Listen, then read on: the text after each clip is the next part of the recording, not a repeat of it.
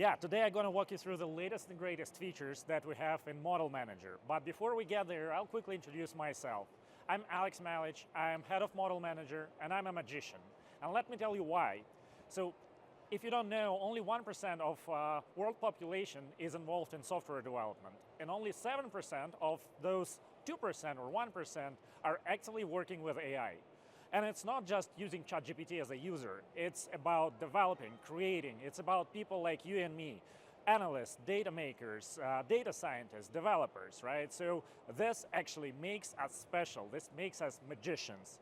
And we have a product that helps you to make the magic happen, which is called Model Manager. So if you're not familiar with a Model Manager is a part of SaaS Viya family, and it helps you to manage your models in the best possible way. It comes with a basic license of SaaS Viya, it integrates with a lot of products, and it helps you to register and execute models, do the testing of the models, deploy the models in minutes, also roll them back, and at the same time we can monitor the models for decay or possible issues. So today we're going to show you the latest things that we delivered in Model Manager or we have on our roadmap. And one of those things is actually support of the large language models. So right now, we can register a model that is hosted somewhere else. And this is an example of the model that we'll be using. So we have ChatGPT model 4.1 with an external endpoint. Let me actually play the video here. So we have this model as an external endpoint over here. And you don't need to do a lot. You just need to put the external endpoint and the key, so we can access the model externally. And in this case, the model is hosted in Azure. We also have some deployment information of the model, but yeah, now we'll just go to the Model Manager and show you all the information about the model. So in Model Manager, we have something that is called Model Card. For large language models, right now we only have light model cards. So it's just a nutrition label of your model.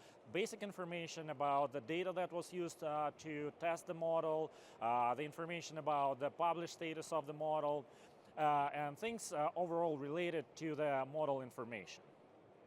We also have some other tiles here, for example, files. If you prefer to use Python, you can actually create a score code using Python over here. So as you can see, we have the same information here. We have the external URL of the model. We have the key, which is masked, obviously. We have some headers. We have the data information, we have the response, JSON response, and we can also customize some other variables using Python. And speaking about the variables, for this particular model, it's a simple test. So as an input variable, we'll be using several prompts. As an output variables, we'll be using the finishing reasons and answer LLM. But obviously, in your cases, when you have different models, you can put as many variables as you wish. There's also some property information about the model, so what kind of model it is, the project name, version of the model, the language model type, and things like this that are populated during the import. You can also put the cost per 1 million tokens and some other information. But yeah, right now I want to execute a simple scoring test for the model. And we have pre-populated prompts for this particular model.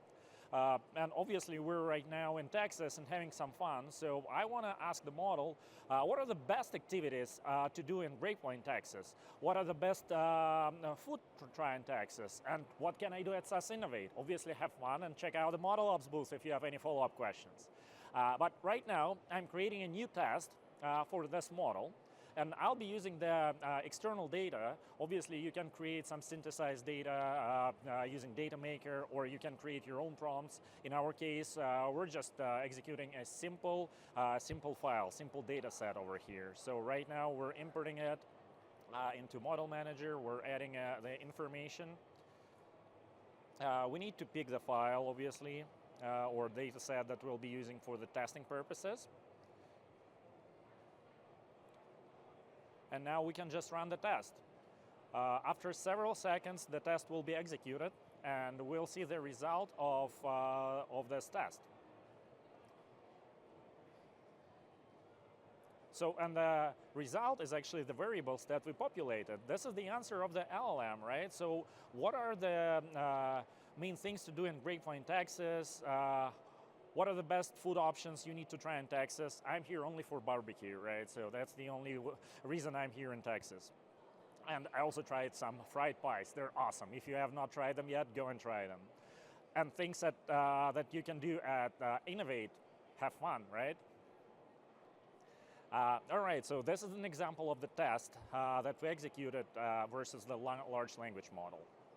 The next thing that I want to show you is actually the integration with Intelligent Decision, which is another product we have in SaaS Viya family. So in Intelligent Decision, you can actually create an activity planner and connect it to, or a decision tree, and connect it to the model that we have in the model manager. So right now we'll be planning some activities using the decision tree, and it's connected to the language model. So you can obviously create it yourself for any other models that you have. But so far there are some properties over here of the model, same that are populated in Model Manager.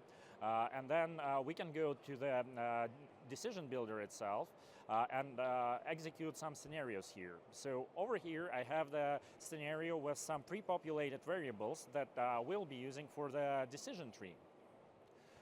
For example, I want to have some fun today in Texas.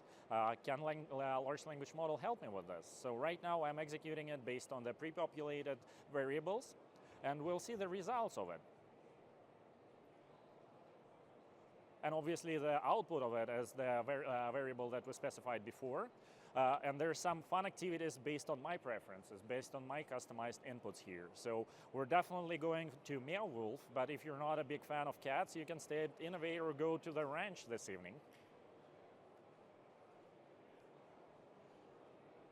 And right now I'm going back to Model Manager because I want to show you the generic model card that we have. So for large language models, right now we only have light model card, but I'll show you the main model card that we have for other models that are populated in Model Manager or published in Model Manager. So over here we have a regular model card that shows you the multiple arguments or multiple attributes of the model. On the top you can see the different variables of it, and then you can see the data summary over here.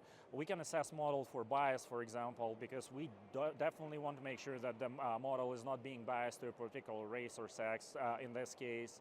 We have different model summary variables over here, and you can switch between them. So literally it's just an intrusion label for your model, aggregated in one beautiful view. So we have model performance here, we have model interpretability with variables based on the weights. We have fairness assessment that you can switch between over here. So obviously for different models, you can customize the bias variables and see them here on the model card. And one of the most important parts is model audit. So you can set the thresholds for a lot of arguments in the model, and if the model is underperforming or overperforming, not meeting the threshold, you can actually retrain it, you can create a new version and deploy the new version, right? So this is a really important piece of the functionality. We also have custom charts coming soon. This is still under development, but you'll be able to create some custom charts based on your needs. The other cool functionality that is coming in the next release is export to PDF. So if you want to have your model card exported and shared with other people within your organization, or probably you want to send it as a holiday card to your friends, you can do it pretty easy. In several clicks of a button, you can create a PDF export of your model card and share it with everyone you love. It will have all the information here in a little bit different way, but the information is pretty similar. So the other things that we have on our roadmap is large language model performance monitoring. There are a lot of beautiful graphs and charts that you can use for visualization of your large language model performance. This is still under development, but we plan to release it pretty soon. All right, so this is pretty it about large language models. But I want to show you another cool feature that we recently delivered within Model Manager. It's integration with Copilot. Everyone hates to read documentation, right? So right now we enabled Copilot documentation rag within Model Manager. So right now you can ask Copilot about any functions of Model Manager just interacting with Copilot. But that's not all. We're working on the functionality integration through MCP servers. So for example, right now I'm asking to give me the list of all the models I have access to within Model Manager. And after several seconds, after this magic, we'll have the list of all the models that you guys have access to in Model Manager. So what do I do with the model? I want to create a project and I want to add one of the models to the project with all the variables from the model. And I'm lazy, I'm spoiled by ChatGPT. I don't want to do anything anymore in the UI, so I'll just create a simple prompt and ask it to create a project for me with the model imported. So create a new project called Model Manager Innovate, and can you give me, give it a basic description and copy one of the models with its variables. So what it is doing right now, it's doing the magic. It's making some API calls through MCP, analyzing the prompt through LLM, and yeah, it will create a project for me, import the model, so you don't need to do it manually anymore. As you can see, the project was created. Let me open the project.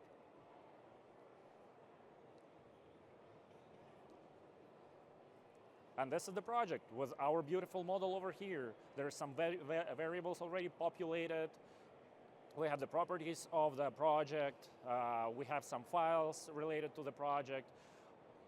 We obviously don't have scoring because we have not executed it yet. We don't see the performance because it's a new project, but we already have the history. So for audit purposes, you can use it as a report. And then the model itself is already there with a beautiful model card. So we have the training data here because the model was imported before. And a lot of other information populated in the model in the same model card. So right now I want to publish the model to one of the destinations. But yeah, I want to ask the question, how do I publish a model? Right now it will be doing the request to documentation rag, and it will tell you how to publish a model. But that's not it. It will offer you to publish a model on behalf of you with the several destinations, because Copilot is obviously smart and has information about the destinations. So I asked them to publish a model to mass local destination. And what it is doing right now, it's executing all the things under the hood to publish the model to the mass local destination. And after several seconds, it tells me that, yeah, model is actually publishing right now. So we can go to the model manager and check the status of it.